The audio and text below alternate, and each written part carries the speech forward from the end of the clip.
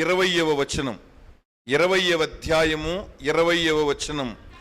అంతట వారు ఉదయముననే లేచి తెకోవ అరణ్యమునకు పోయిరి.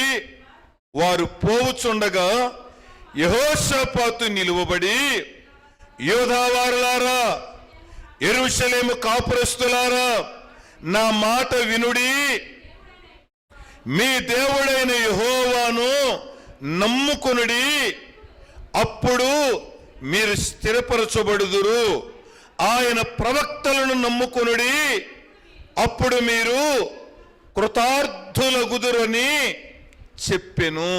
రాజు ఏం చెప్తున్నాడు?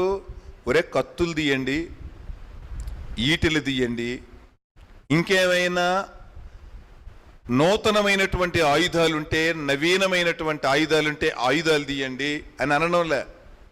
మీరు యెహోవాను నమ్ముకోండి,